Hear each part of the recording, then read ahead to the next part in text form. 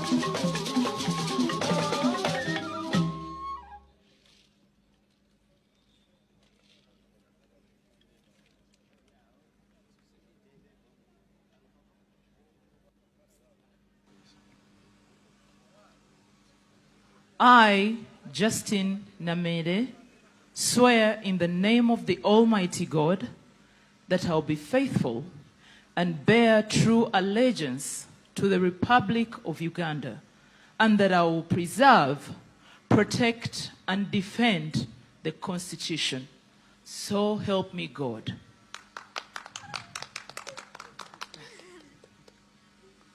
I, Justin Nameere, swear in the name of the Almighty God that I will give faithful service to this Parliament and support and uphold the Constitution of the Republic of Uganda as by law established. So help me, Almighty Allah.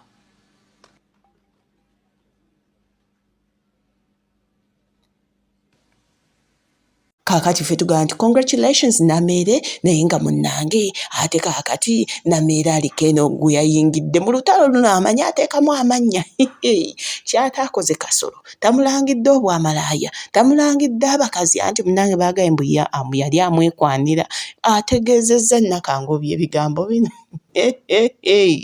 tubere nga tweyongerayo mugasizeeko wano omwana Nameere asabula. Please, Nina Papito Wange. I am a one-man woman. I don't do man. I do a man. Hey.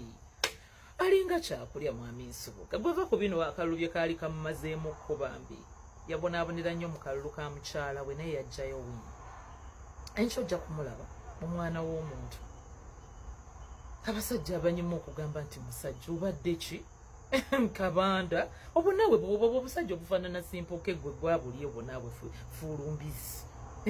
Kuseba ovuddeyo gy'owulereze kalamuko Kabanda ebyo Kasolo byakutuma genda ogamba abantu Nameere yali ayagala mukwano nze nga Kasolo njagala nkwana mu lulimi ki oyo atamanyi Luzungu kankubuulire waliwo atakimanyi nti Kasolo e Masaka akwana buli mukazi naddala abazze mu byobufuzi Mbu Kasolo, simanya Namere wali oyagala Kasola kwana. Are you stupid? Even if you're going to be more good, do you even listen to yourself? Nze Mukama Katonda yampa obulungi. Nampanga nakula bulungi. Nenzalibwa mu family ennungi ate nemba wa mukisa. Ate nemba mugagga ku mutima, ate nemba wa mazima. Tewali reason yonna lwaki mba nekwanira omusajja. Kuba n'abankwana bangi nnyo, unyomba n'engoba n'enfulumya n'embulookinga ku masimu n'enkoowa. Ne bwe nkyusa ssimu era bazinoonya ne bazifuna. Kakati ate nga lwaki nekwanira. Kasolo abayina amagezi bakimanyi because ali so much into black magic. Bwakwana abakazi naddala ab'ebyobufuzi aba ayagala kubbako mukisa. Of course if abamu nga Namere asobola okukwana ng'omusajja omulala because I mean Namere is pretty, you know. Naye nga ati ne hidden agenda endala kuba kukubbako mukisa. Shining star kujibba. Nze nabuuka mangu ndi muteeketeeke. President Museveni yatandika okundera n'okutuguluminga politically nga tuli mu university. NRM University chapter. Nga tutumira abasajja ab'obuvunaanyizibwa nga Honorable Moses Byaruhanga nga ba Honorable Mukulu. President n'atubuusa ti bw'oba mukyala n'oteekuuma ogenda kugaba eddoboozi lyo, ogenda kugaba future yo. My friend, ze nzijemu abo. I look like a woman because I'm pretty and all, but I reason like a man. Omusajja ntula naye nga mu bwongo ayogera na musajja munne. So I don't fall prey kw'obwo obusajjasajja bukasola. Buleetedde obulyabwo tebwasoma. Buli mukazi azze mu byobufuzi kamulabanga agenda okutwala akafu bukolerera bufu. They can't be without bufu. Ku bakazi baalina kuliko omukazi afaanana Namere. Kuba obukazi bwakuŋŋaanyizza kafaamu kalamba. They all look as miserable. Wa low maintenance. Kasolo wa low maintenance. Tasobola mukazi nga Namere. I am a high maintenance. Chovola banti, I live in Chizungu, Masaka. I live in Chizungu, plotted in by Avenue. 2 gets from the president's state. Bwatyo ye Namere asabula naye nga mu kusabula Kasolo gwayogerako anti mu kulayirizibwa olunaku olweggulo yazze ne mukyala mukulu naye nga jjukira mu kunoonya akalulu yatambula nnyo naani ne Princess Amira. Jjukira ne Princess Amira mukyala we kakati. Ondabiddeeyo ku social media era abasajja biki mukwano mukyala mukulu ate kataagwe ne mukwano nga yakubye kutta mukyala mukulu yagambye omuggo guba gwani sooka owulire message eno kati ye tubeere nga tugenda ye bannange ye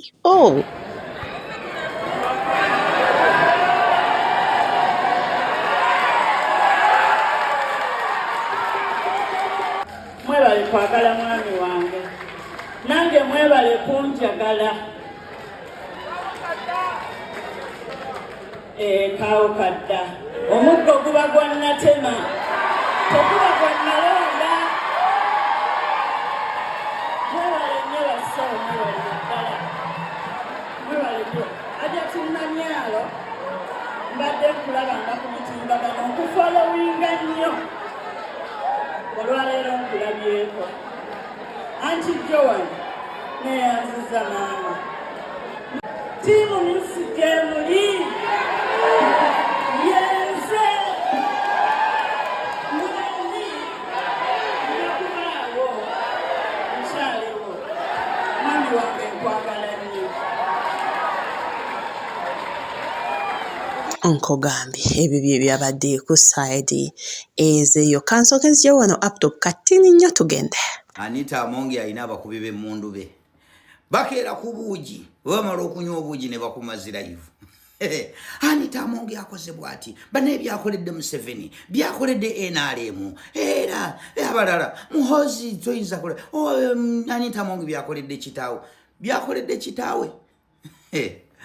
Where is General a man who offered committed services to his father? Ali ludawo ali eyo yafuuka musumba mbu yakola kati church. Abo baliko ebyo abasajja balina ekizibu kiri kimu bagezaako okutunda omwana waabwe politically kyagaana.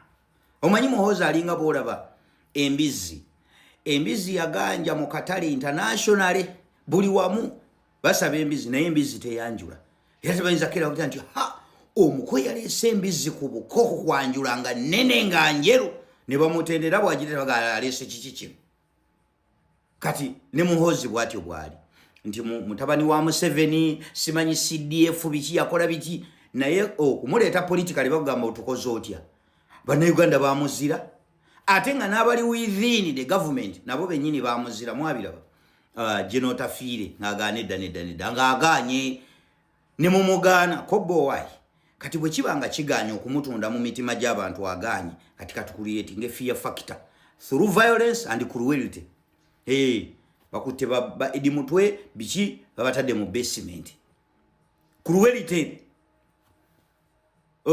General where is he kakati n'otunuulira speaker a high ranking national leader nga yehambulinze before Muhoozi kiki abakuliyetinzemu kati fear factor kuba ekyokwetunda mu bantu mitima gy'abantu kyagaana kati kankuliyetinga fear factor kyekyo kati kyebaddamu kuba tebayinaayo kirala ffe bwe tulaba nga ennyumba ya sitaani yakutta omuliro ffe tusanyuka tugamba bekkatire tetubayinaako buzibu kale obawo gwe bakkatidde ne bamufrustrating nga ne bamuzza ebbali olwomuga kuba bagamba nti kati zino entale ziri muzifuniramu waye babeeko gwe bakuba avaayo munyiivu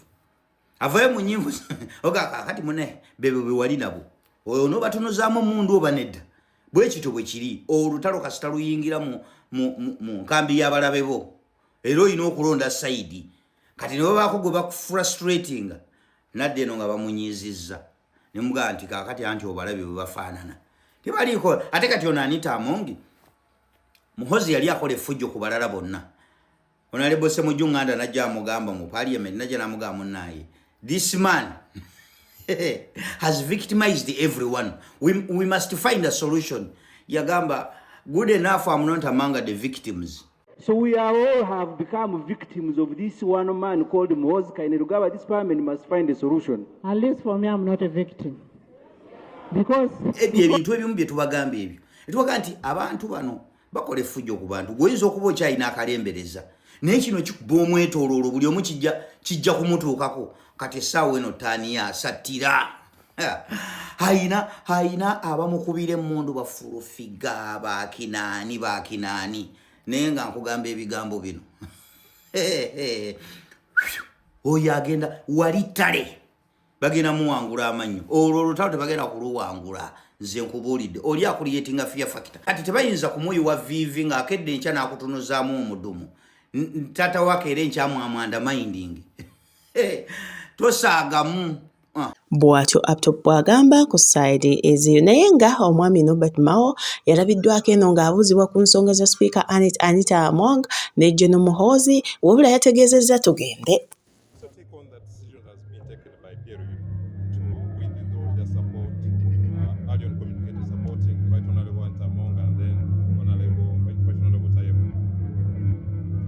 There will be other decisions probably to be taken, but I think the PLO simply said that they will abide by the decision of the head of state, who is the chairman of NRM. They have said that before, but you know, in Uganda, people only hear what they want to hear. PLU has been very consistent. They are saying they will follow what the president will direct. They have been repeating that.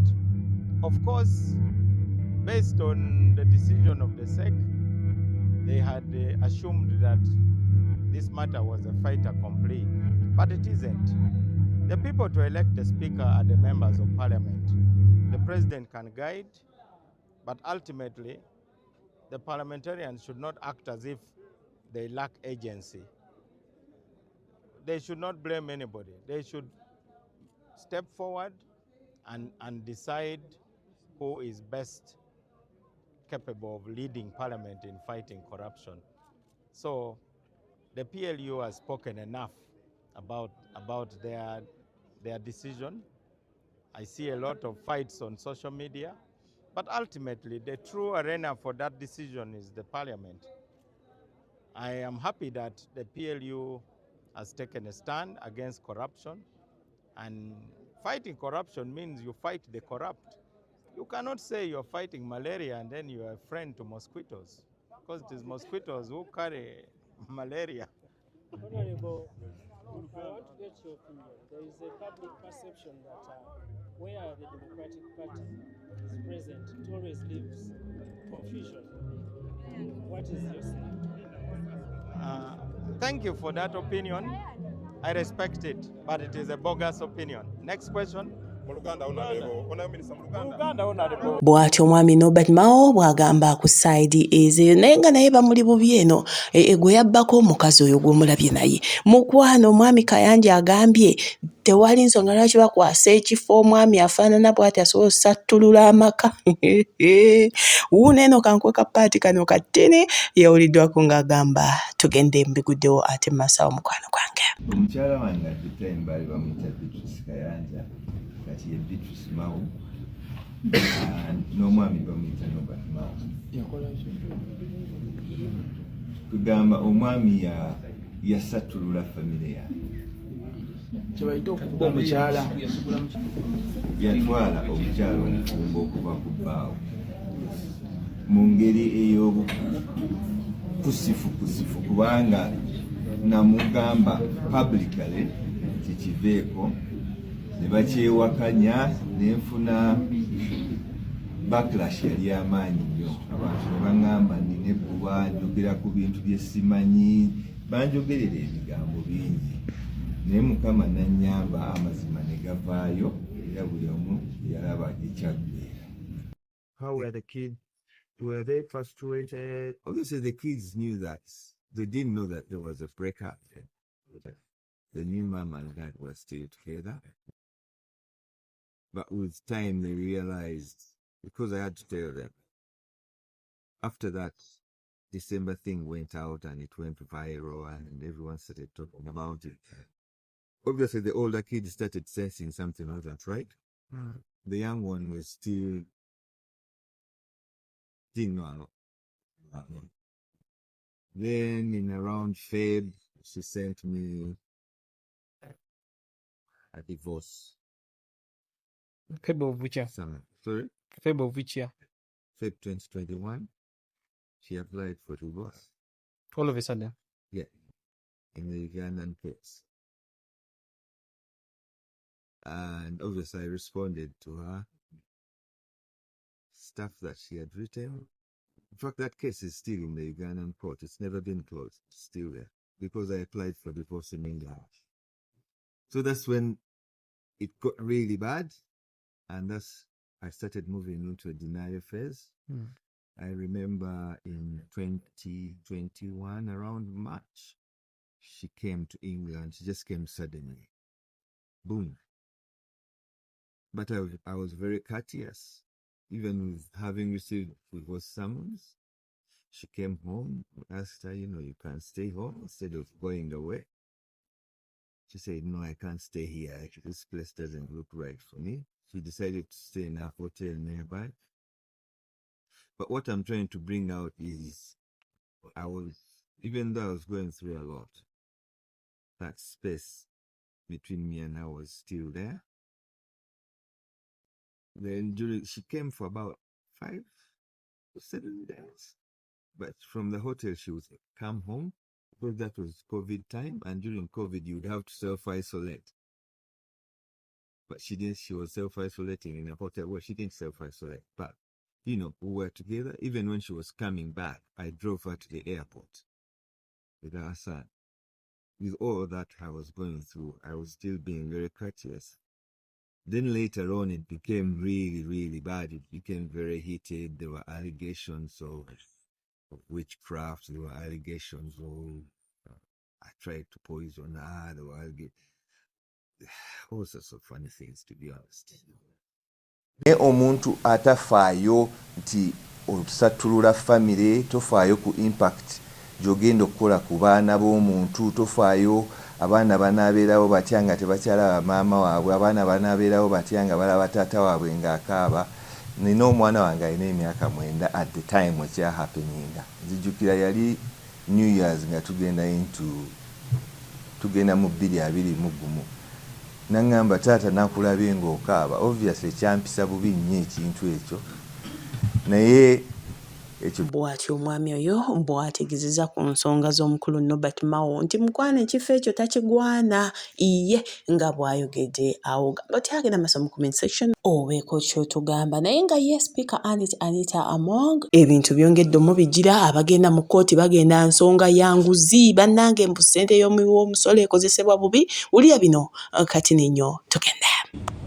One of the leading dailies in Uganda actually published 2 successive headlines regarding the same person, and even led with a story about the Rolls-Royce luxury vehicle in the billions of shillings.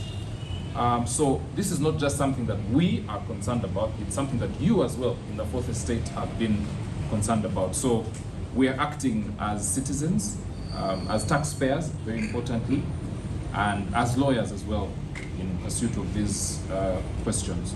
My colleagues can tackle the other questions as well.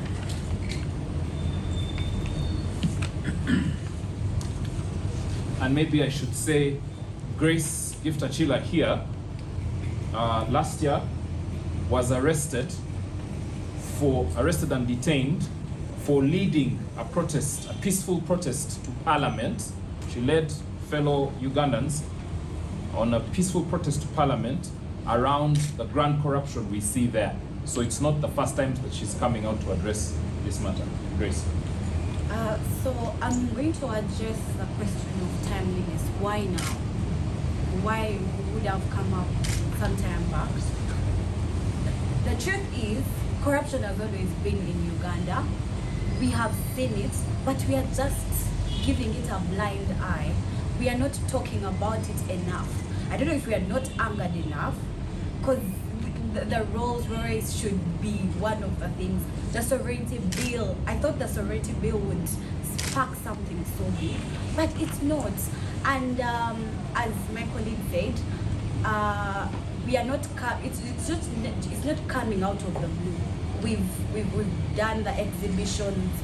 We've done things physically on ground, much to Parliament against corruption. So it's not just Among, it's corruption in general. We want to curb it as a country, because you can't tell me that we have someone owning a car of 3.4 billion, not even million, billion. Someone is putting on a luxurious dress over 33 million for just a swearing-in ceremony. And someone in Karamoja, I come from Karamoja, Abim to be specific, and there is a lot of hunger in Abim. There is the road to Abim, you can't even pass through. You stop seeing tarmac in Soroti, the rest is just dust. And someone is owning a 3.4 billion car. Someone is putting on an $8,000 dress.